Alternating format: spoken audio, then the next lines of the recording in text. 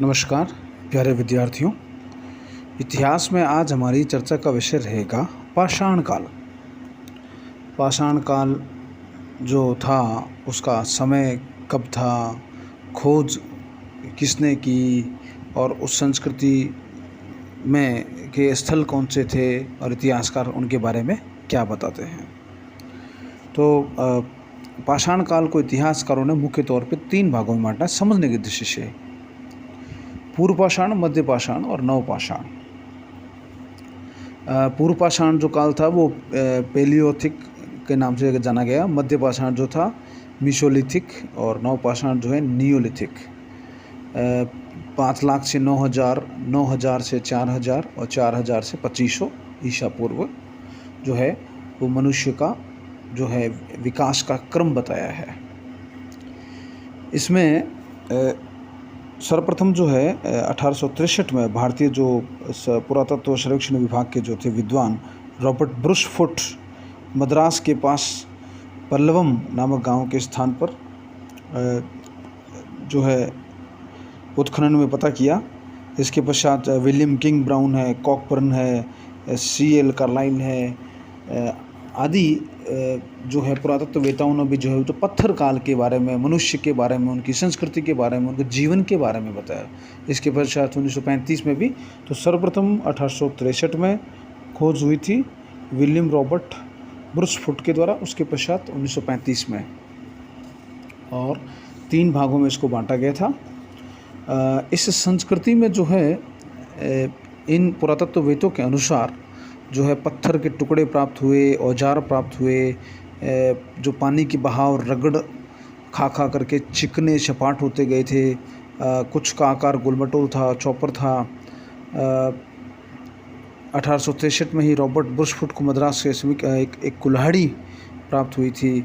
स्फटिक कांच की मणियाँ मिली है, गोमेद मिले हैं, सूर्यकांत जैस्पर मिला है। इसके अलावा जो पाषाण काल के जो स्थल है वो नर्मदा के किनारे, आंध्र प्रदेश के कुरनूल में, दक्षिण के बिहार सिंह भूमि में, गुजरात के साबरमती में भी, उत्तर प्रदेश के मिर्ज़ापुर आदि स्थानों पर भी इनके साक्ष्य प्राप्त हुए हैं। इसके अलावा जो है मध्य पाषाण युग के जो औजार थे और स्थल थे वो कौन कौन से थे, मुख्य तौर पर फलक है, सुवारी है, वेधनी है, छेदनी है, खुरचनी है। फलक संस्कृति जिसमें चर्ट, जैस्पर, फ्लिंट जैसे कीमती पत्थर भी जो थे वो उत्खनन में प्राप्त हुए। इसके अलावा जो है इनका जो क्षेत्र था पुरातत्ववेत्ताओं के अनुसार सोहन नदी का क्षेत्र, नर्मदा तुंगभद्रा नदी के किनारे का क्षेत्र, उत्तर प्रदेश, मध्य प्रदेश, महाराष्ट्र, राजस्थान, कर्नाटक के क्षेत्रों में भी इनके साक्ष्य जो है वो प्राप्त हुए। इसके अलावा जो नवीन संस्कृति है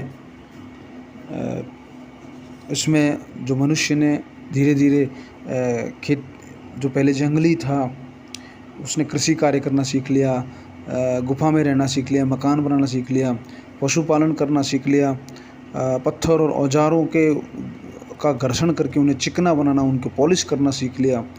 धीरे धीरे मिट्टी के बर्तन बनाना सीख गया था। जो पहले घुमक्कड़ था फिर वो एक स्थान पर रहना सीखे, जिससे संस्कृति का विकास हुआ।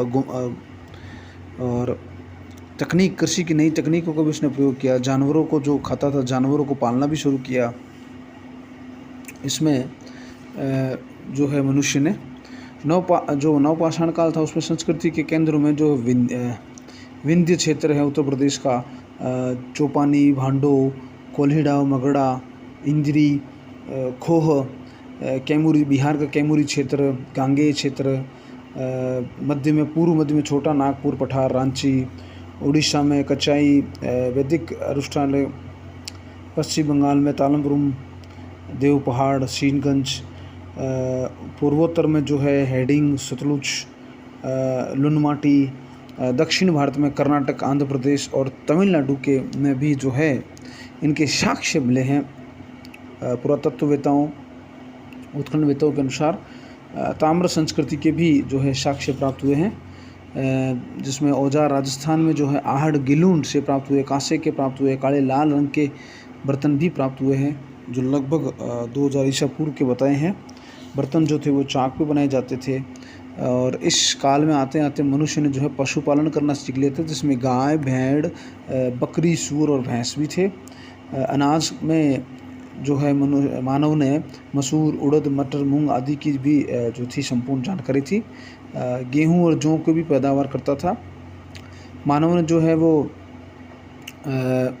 घर आवास का निवास करना सीख लिया था।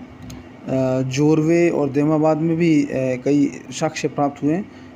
लगभग 4000 लोगों के एक साथ एक स्थान पर रहने के साक्ष्य प्राप्त हुए। और इस काल में एक बस्ती के भी साक्ष्य थे। एक साथ सामूहिक रूप से कबीले के रूप में रहना, बस्तियों के भी साक्ष्य प्राप्त हुए हैं इतिहासकारों को। और जो है ये लोग जो थे उसमें औजार बनाने के साथ साथ जो है वो शिल्प कर्म, पत्थर के जो है काम करना, पत्थर के हथियार बनाना, कार्नेलियन, वामड़ा, स्ट्रेट लाइन, क्वार्टिज, क्रिस्टल जैसे श्रेष्ठ पत्थरों के मनके बनाने जाते थे। कतई बुनाई करना भी जानते थे। इतिहास के एक नए विषय के साथ कल फिर हम चर्चा करेंगे। तब तक के लिए धन्यवाद। जय हिंद, जय भारत।